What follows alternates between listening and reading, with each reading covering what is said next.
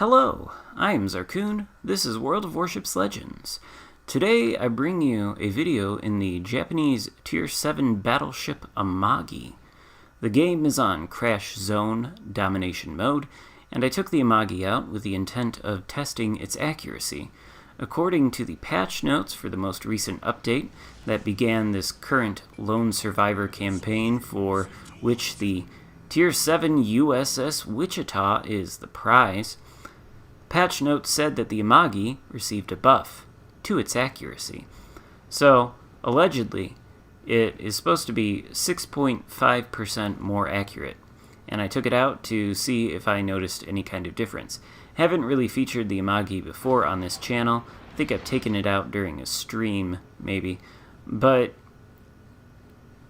from what I could tell before this patch, the Amagi was decently inaccurate. I don't know if it's more accurate now because this turned out to not be a very good test of its accuracy. Instead, this turned out to be a game that I could use to give you some strategies, if you're a Battleship player, for dealing with destroyers.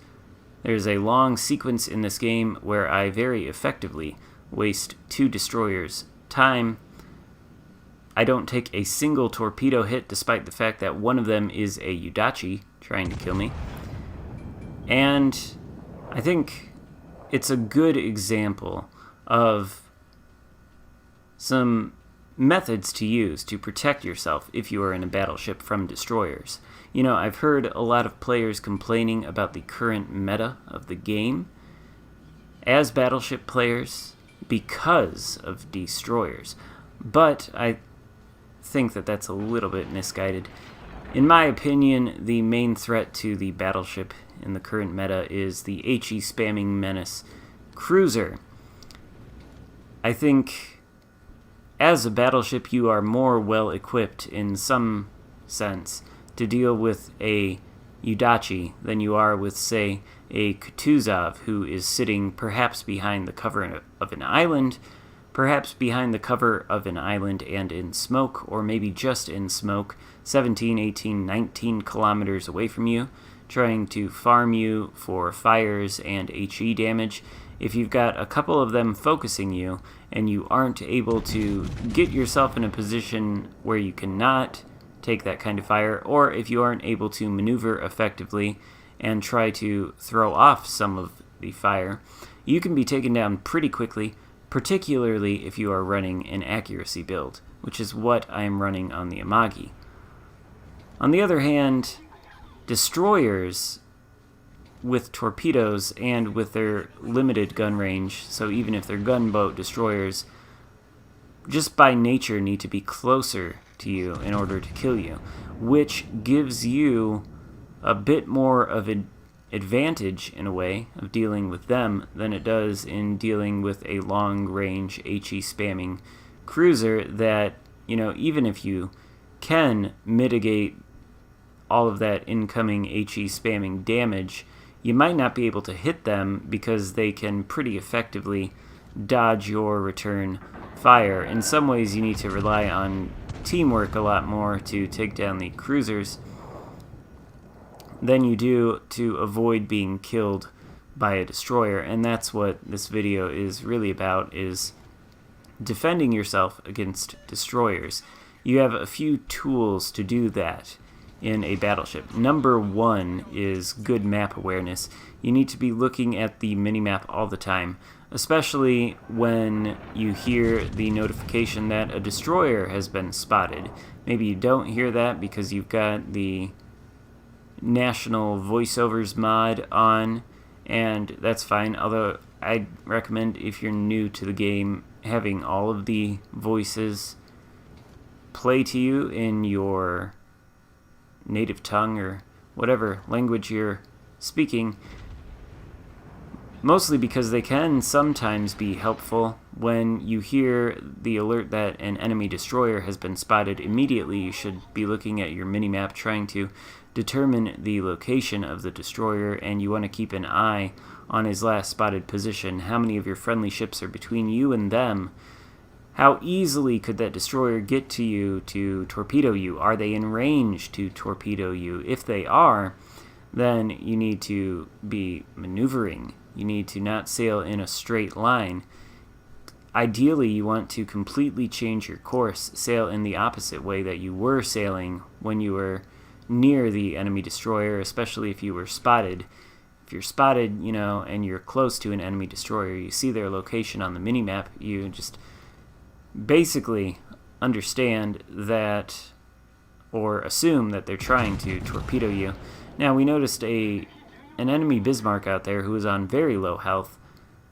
We could have shot at him, taken him down, but we predicted that he would go down anyway, so instead we took a shot at the Yūdachi, much more of a threat to us. Of course, we overled him and completely missed him, but generally, in situations like that, where you can evaluate, do I send the salvo at this low health battleship who's going to die anyway just to get the kill, or do I shoot at the Yūdachi?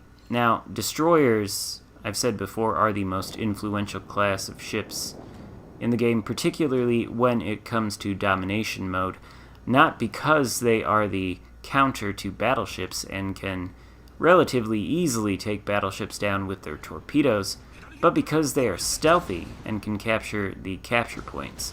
Now hold that thought for a second. We just saw an enemy Kid and an enemy Yūdachi right in front of us. They both took shots at us. We're now behind the island and concealed from this Baltimore. We have a perfect shot on him, actually. Some of the shells do hit the island, though, and our perfect shot results in 2 over-penetrations and nothing more. So we aren't able to take down the Baltimore, but our primary concern is the 2 destroyers on the other side of this island. Now, we were briefly spotted for a moment, so these guys probably have an indication of what we are trying to do here. They might have seen us turning if they had their torpedo indicators on us. Anyway, we're not going to sail around the other side of this island. We know there are destroyers there. We are not going to give them the advantage by charging into them. That will make it easier for either one of them to torpedo us into oblivion.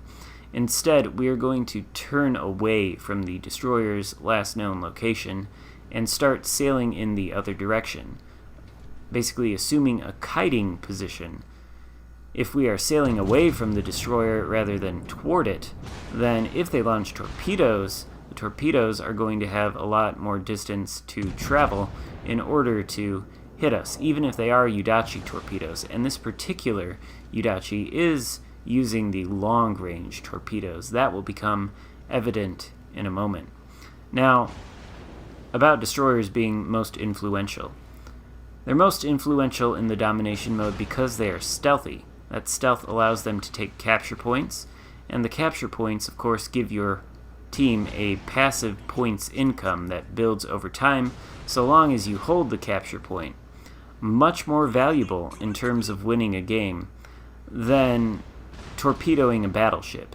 You might torpedo a battleship if you're in the Yūdachi and you see a juicy Amagi, or you might completely miss, as this Yūdachi has, and even if you do succeed in torpedoing the battleship, all you're going to do is make a single 100-point swing in your team's favor.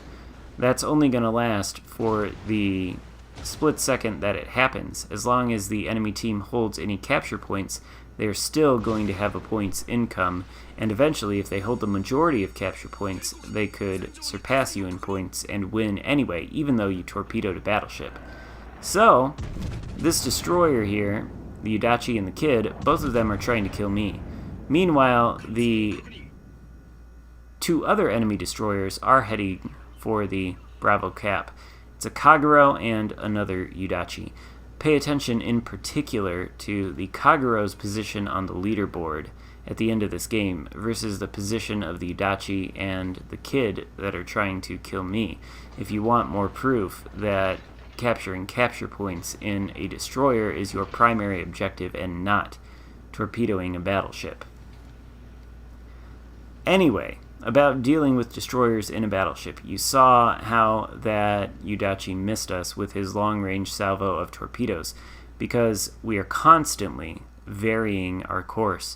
Every 30 seconds or so, we try to keep the guns firing maintain our position for that. And after we have fired the guns, we try to radically alter our course just in case torpedoes are on the way. Now that Baltimore, he is pushing toward the Bravo Cap, where there is a single enemy Kagero and our friendly destroyer pushing in. The Baltimore, of course, could spot that friendly destroyer and also provide support in killing him, could radar him, so we take the Baltimore out in order to help that destroyer have a better chance of dealing with the Kagero, who is still alive. And then we've got the enemy Yūdachi and the enemy Kid still out here. The enemy Yūdachi, since he didn't have much luck in torpedoing me, is instead moving into position to try to torpedo the last remaining battleship on my team. The Kagero, meanwhile, is trying to take the capture point. Much bigger threat in that sense. We do have a 200 points lead now, almost 300. So even if this battleship dies, it really doesn't matter. The Yūdachi is trying to torpedo him and, again, bizarrely decides to shoot his guns and have himself be spotted. I don't think he's actually close enough to be spotted naturally by the battleship, but the battleship finishes him off. Now that leaves just the Kid. We haven't done a lot of damage in this game, but we have wasted the time of two of these destroyers. Kid, realizing he has nothing left to lose, fires his guns. We fire back, delete him in a single salvo. The game is over, and we have won. So, the moral of the story in a battleship, make sure you vary your course, make sure you're looking at the minimap, and make sure you understand that your role is to take out cruisers primarily, and to defend yourself against destroyers. Make sure you don't charge toward them. Hope those tips are helpful. Anyway, on the leaderboard, notice the Kid and the enemy Yūdachi that were trying to kill me.